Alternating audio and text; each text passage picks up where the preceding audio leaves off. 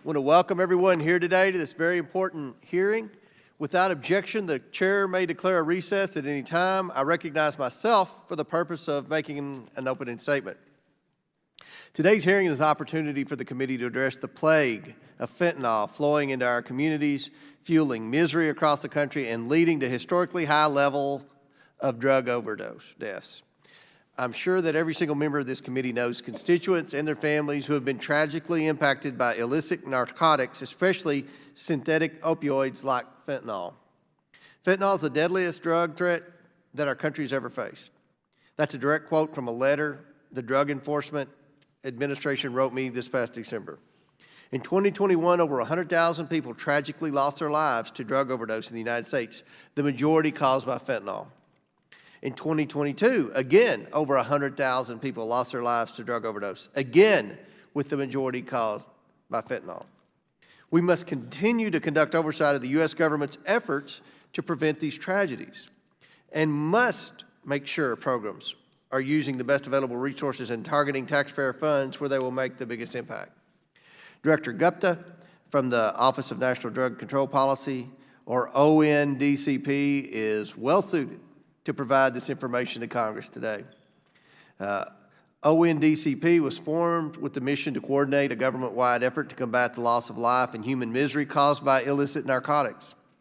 We need to understand from the ONDCP what is working, what isn't working, and what could be improved by legislation to prevent illicit drugs from coming into our country, entering our communities, and poisoning our families, friends, and neighbors. The DEA assesses that virtually all of the deadly fentanyl found in the United States is mass-produced by transnational criminal organizations in Mexico using precursor chemicals sourced from China and then smuggled in the United States across the southwest border. We need to know what ONDCP is doing to disrupt the criminal organizations that traffic in human misery and smuggle enormous quantities of drugs across our southern border. The border crisis caused by the Biden administration's policies has diverted resources and manpower away from securing the border. And cartel criminals take every tactical advantage they can to cross narcotics at our ports of entry and in between as well. We need to know what ONDCP is doing to ensure that our Customs and Border Protection officers and Border Patrol agents have the technology, legal authorities, and manpower to intercept and disrupt the flow of narcotics coming across the southern border. We need to know how ONDCP is working with law enforcement partners here and abroad to shut down the secret labs that manufacture poisonous fentanyl from depriving these labs of the chemicals they need to make fentanyl, to dismantling illicit financing networks that fund these labs. We need to know about the investments in prevention efforts, ensuring that the public is well informed of the dangers of fentanyl, how to obtain treatment for drug use disorders, and ensuring access to life-saving treatments like Narcan. We know that China is not our ally in reducing drug overdose deaths in the United States.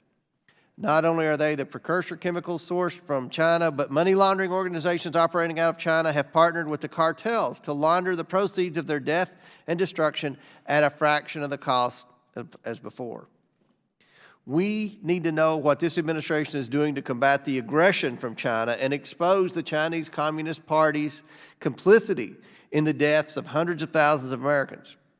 I'm also alarmed at the increasing presence of xylazine in the drug supply, which Director Gupta has classified as an emerging threat. I'm particularly concerned that Narcan cannot save someone from overdosing on it. We need to know how this illicit drug is making its way into the supply chain and what authorities ONDCP is leveraging to respond to this emerging threat.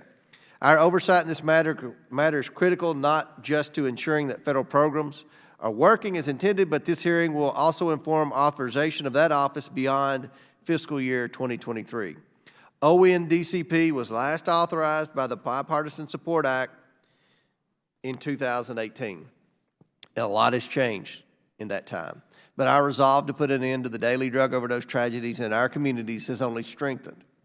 As the Committee of Jurisdiction over ONDCP, it's up to us to make sure that ONDCP is equipped and directed to take all appropriate actions to fight this crisis. And with that, I yield to Ranking Member Raskin.